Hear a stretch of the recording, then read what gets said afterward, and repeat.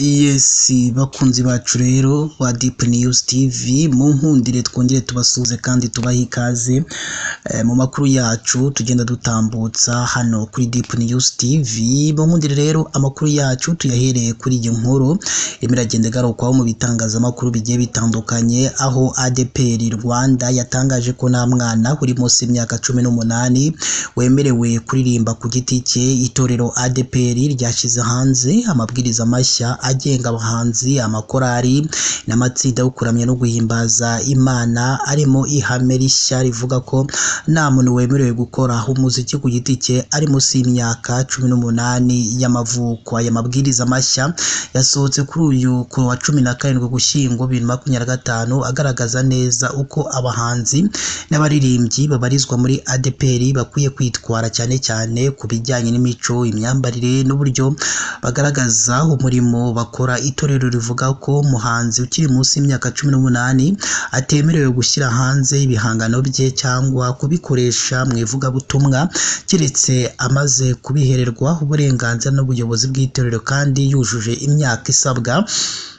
Muri aya mabwiriza ADPR yibutsa ko umuhanzi cyangwa umuririmbyi wese akwiye kuba afite indangagaciro z'ubukristo zikomeye, harimo kurangwa n'imbuto z'umwuka wera, kwirinda ingeso mbi no gukiranuka mu mibereho ye ya buri munsi. Abaririmbyi bose kandi basabwa kugira Bibiliya n'igitabo cy'indirimbo, bakirinda imyambarire idahesha icyubahiro umurimo bakora. Ku birebana no gutumira korali cyangwa itsinda ryo kuramya no guhimbaza Imana, ADPR yashyizeho inzira zisesuye zaho ubutumire bukwiye kunyura bitewe n'aho iryo tsinda ribarizwa. Iyo ari mu rwego rumwe rwa paruwasi, ururembo cyangwa itorero, hagomba kubaho kwandikirana ku nzego bireba. Iyo ubutumire buvuye mu yindi miryango y'iyobokamana cyangwa mu kindi gihugu, busabwa kunyuzwa ku mushumba mukuru, hakamenyeshwa ururembo rubifite mu nshingano. Itorero ryibukije ko aya mabwiriza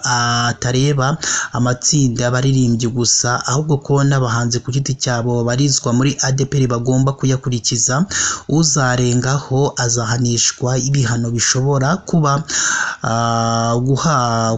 guhabwa igihano cyo kugwa, guhagarikwa by'igihe gito cyangwa guhagarikwa burundu bitewe n'uburemere bw'ikosa yakoze. Amabwiriza yashyizweho umukono na Revera Isa Ndayizeye, umushumba mukuru wa ADPR mu Rwanda. Naho kandi tukiri mu makuru avugirwa mu Rwanda, ni mu karere ka Gatsibo, umugore yicishije umusaza umwasi amuziza ko amubwiye ko yicaye nabi. Umugore w'imyaka 29 mu karere ka Gatsibo yishe umusaza w'imyaka 39 amukubise umwasi mu mutwe nyuma y'ubushyamirane bwatangiye umugore abwiwe ko yicaye nabi mu kabari. Ibi byabaye ku mugoroba wo kuri uyu wa kabiri tariki 25 Ugushyingo 2025 mu mudugudu wa Kavumo mu kagari ka Rubira mu murenge wa Gitoki mu karere ka Gatsibo. Umwe mu baturage bo muri uyu mudugudu waganiriye n'itangazamakuru yavuze ko agana saa 10 z'umugoroba uwo mugore n'uwo musaza bari bari kumwe mu kabari. Umusaza abwira umugore ko yicaye nabi. Ibi ngo byakuruye gushyamirana bituma uwo mugore ajya hanze afata umwasi awukubita uwo musaza, bimuviramo guhita yikubita hasi, bamujyana kwa muganga apfira mu nzira.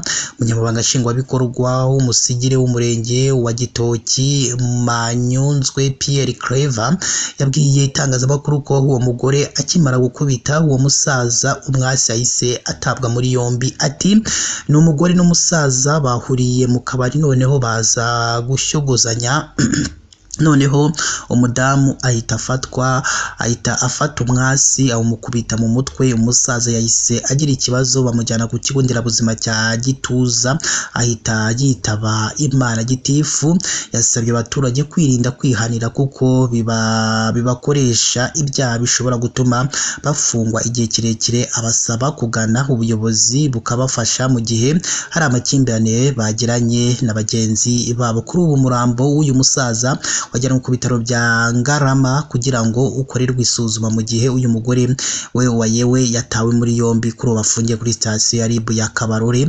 Naho kandi amakuru yacu tuyakomereze kuri iyi nkuru yo muri Tanzania, aho kuri ubu Perezida Samia Suluhu Hassan ashobora gukurikiranwa n'urukiko mpuzamahanga mpanabyaha. Abanyamategeko bahagarariye abantu bivugwa ko babarirwa muri magana biciwe mu myigaragambyo yakurikiye amatora yo muri Tanzania basabye urukiko mpuzamahanga mpanabyaha ICC gukurikirana Perezida wa Tanzania Samia Suluhu Hassan n'abandi bayobozi bakuru bakwiye kubiryozwa. Ntibiramenyekana niba ubwo busabe buzemerwa na ICS ikinjira mu iperereza kuri ibyo birego. Gusa ubwo busabe bugaragaza ibyaha byibasiye inyokomuntu byakorewe mu myigaragambyo. Abanyamategeko bahagarariye imiryango y'ababuriye ababo muri iyo myigaragambyo basabye ibiro by'umushinjacyaha mukuru wa ICS Karimu Kahani ko mu bushishozi bwabo basuzuma ibyakorewe mu myigaragambyo muri Tanzania bakikorera iperereza ababikoze bakabiryozwa.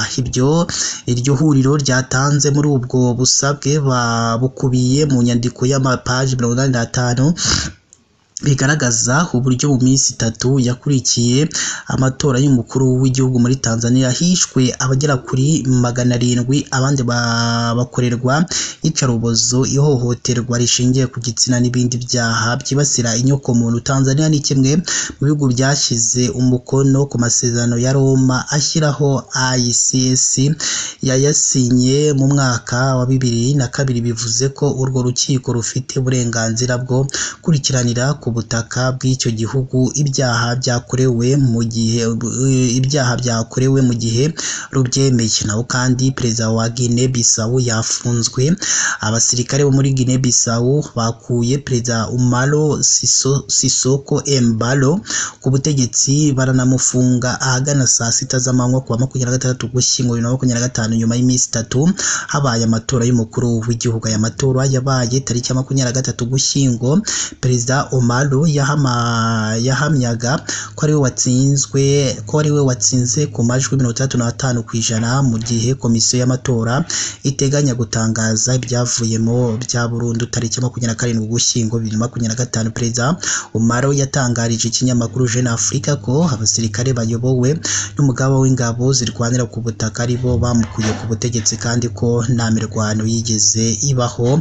Icyakoze andi makuru yemeza ko mbere y'uko uyu mukuru w'igihugu afungwa ku biro bye no ku biro bya komisiyo y'amatora hagiye abasirikare humvikanye urusaku rw'amasasu. Ikinyamakuru kandi cyatangaje ko umugaba mukuru w'ingabo za Guinea ndetse kandi na minisitiri w'umutekano w'imbere nabo batawe muri yombi. Amatora ya Perezida wa Guinea niyitabiriwe n'umunyapolitiki ukomeye utavugwa rumwe n'ubutegetsi Domingos Simões Pereira. Ishyaka rye PIGC ryashyizemo gushyigikira undi mukandida Fernando Dias. Umaro yayoboraga Guinea kuva muri Gashyantare 2020. Inshuro nyinshi yikanze umugambi wo kumukuraho ku butegetsi, akora impinduka zikomeye mu gisirikare. Tariki 21 Ukwakira Generali Karuma yatangaje ko hari abaofisiye bakuru benshi batawe muri yombi bakekwaho uyu mugambi, barimo Generali Dahaba ndetse na Warina Domingos ndetse n'abandi bagiye batandukanye bashakaga kumukura ku butegetsi. Bakunzi bacu rero ba Deep News TV, mu nkundire twebwe amakuru yacu twabateguriye tuyasoreze ahangaha. Icyo tubasabye ni gusa muri munsi y'amakuru murabona ahantu handitse ijambo subscribe kugira ngo mujye mu abambere mukobona amakuru ndetse n'ibiganiro tugenda dutambutsa umunsi ku munsi. Mukomeze mugire ibihe byiza.